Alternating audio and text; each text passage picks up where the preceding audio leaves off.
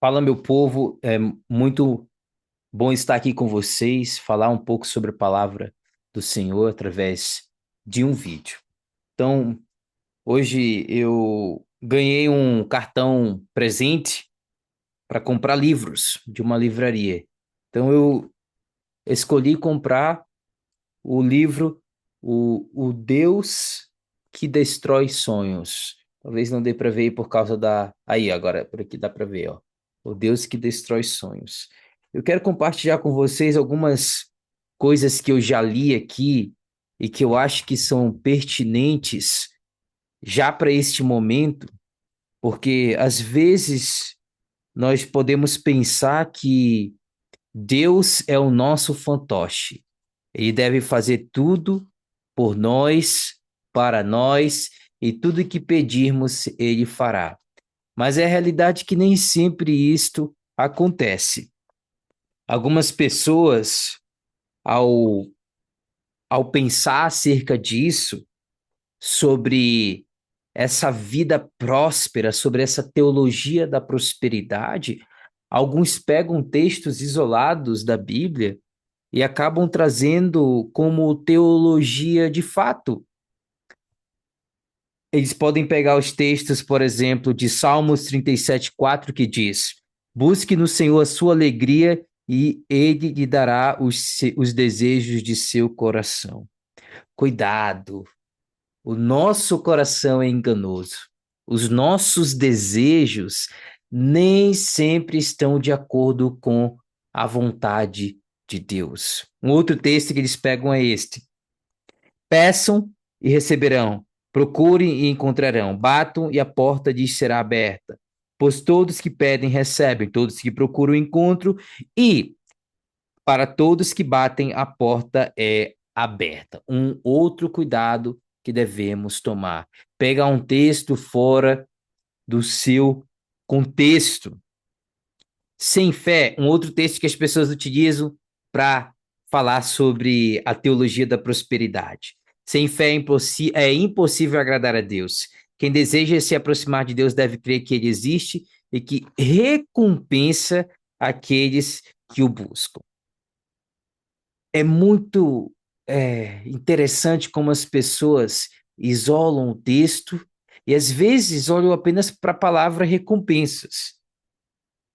Não consideram o todo da escritura, nem mesmo seus devidos contextos.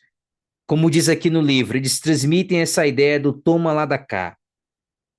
Então, é com base nesses e em muitos outros textos que muitos têm construído o cristianismo centrado nos sonhos do indivíduo e em uma vontade de Deus e uma vontade de Deus imaginária. Isso se chama teologia good vibes. E de fato é isto, não é verdade? Às vezes nós queremos que Deus faça tudo por nós. Ah, eu me converti, agora eu sou cristão, a minha vida vai mudar 100%.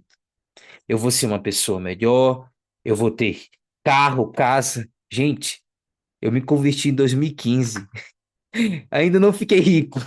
E não é o meu objetivo como cristão, sabe? Às vezes a gente pensa que o fato de nós vivermos o evangelho, o fato de nós sermos cristãos, resulta em riquezas, em prosperidade, é o que muitas igrejas têm pregado.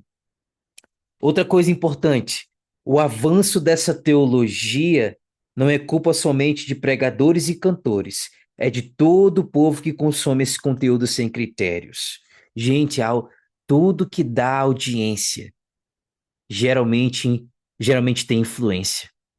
Então, se você compactua com esse tipo de teologia, com esse tipo de ensino bíblico, então você está basicamente cultivando, fazendo esse tipo de ensino florescer ainda mais no meio evangélico. Então tome cuidado sobre com as pessoas que você conversa, com as pregações que você assiste, com os lugares cristãos que você frequenta. Outra coisa importante, um povo que no fundo só quer Deus por aquilo que ele pode dar. Sabe, eu fico imaginando Jesus ao ser tentado por Satanás. Jesus ficou 40 dias no deserto e vai ali alguém simplesmente com um certo poder e oferece: eu posso te dar tudo. Eu posso te dar as riquezas, os reinos, se você apenas fazer o que eu te pedi. Então é muito fácil nós escolhermos algo ou alguém pelo seu poder, que no caso era Satanás. Mas se nós pensarmos nisso, nós tratamos Deus como o nosso fantoche, como o nosso coach, como, sabe, aquele que pode tudo. Claro, ele pode todas as coisas, mas nem sempre, nem sempre. Não é porque alguém ou um irmão ali está vivendo uma vida tranquila, sem dificuldades financeiras, recebe ali os seus 15 mil, 20 mil reais, que todos os cristãos devem receber o mesmo. É, então, vamos ver aqui outra coisa que eu. Assim, outra coisa importante que eu prestei atenção aqui. É claro que muitos cristãos podem se aproximar de Deus por interesse e depois se renderem ao discipulado, como ele diz aqui. Já ouvi algumas histórias. Contudo, pelo fluxo e pela rotatividade que marcam essas denominações, isso não é um padrão. Ou seja, nesses espaços, nesses lugares, nem sempre isso acontece. Não é o padrão. No fundo, parece que todo mundo está pensando em si mesmo e querendo se dar bem aqui, nesta peregrinação. E para isso construímos um Deus à nossa imagem e semelhança. Não é o contrário, sabe? Nós estamos fazendo o contrário. Um Deus à nossa imagem e semelhança, um Deus que tem os mesmos anseios e as mesmas motivações que nós. Mas nós não temos um Deus, na realidade, nós não estamos nos tornando mais como a imagem de Deus. Que a Bíblia fala que nós fomos criados à imagem e semelhança de Deus. Diferentemente de Deus ter sido criado a nossa imagem e semelhança, ou de ele seguir esse próprio ensino que ele mesmo nos ensinou nas Escrituras. Então, para finalizar aqui, pessoal, esquecemos que somos servos dele, estamos debaixo de sua vontade. Então, é exatamente isso.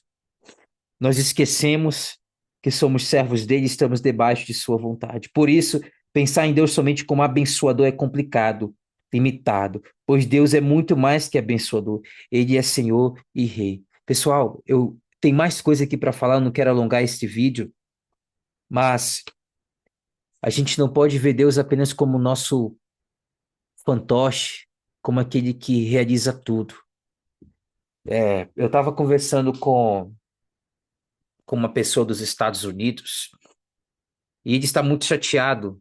Li a Bíblia por 23 anos, leu a Bíblia por 23 anos, todos os dias, e justamente pelas políticas, pelos políticos, pelas experiências que ele tem vivenciado em seu país, ele deixou de acreditar em Deus.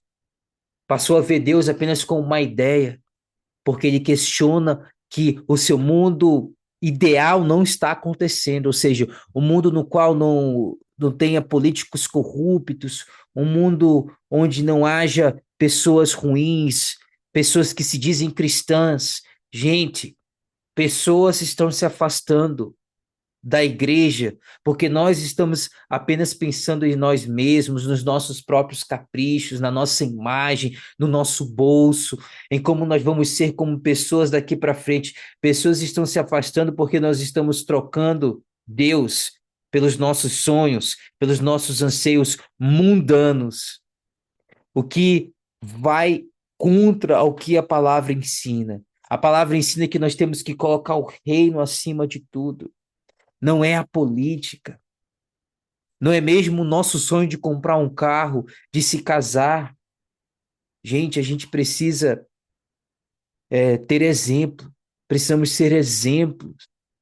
em um mundo caído, infelizmente, e eu tenho culpa, eu tenho parte nisso, que muitas das vezes eu coloquei as minhas ideias políticas acima das ideias do reino, porque Deus me ensina que eu devo amar o meu inimigo. Gente, tá na hora da gente deixar de ver Deus apenas como o meu abençoador, mas de ver Ele como Rei e Senhor. Precisamos estar debaixo do seu senhorio, do senhorio de Jesus Cristo. Enfim, esse livro aqui ainda não terminei de ler, e conforme eu for lendo, eu quero compartilhar mais coisas. Mas é isso. Deus não é o meu objeto de sonhos, sabe? É, ele não é simplesmente o Papai Noel. Deus não é isso. Deus é muito mais que isso. Deus é muito mais que uma pessoa que dá carro, casa e tudo mais. Meus irmãos, fica com Deus, que essa mensagem chegue até você através dos meios digitais. E se você deseja conversar sobre a Bíblia, aprender mais, entre em contato comigo. Mas por hoje é só e fica com Deus.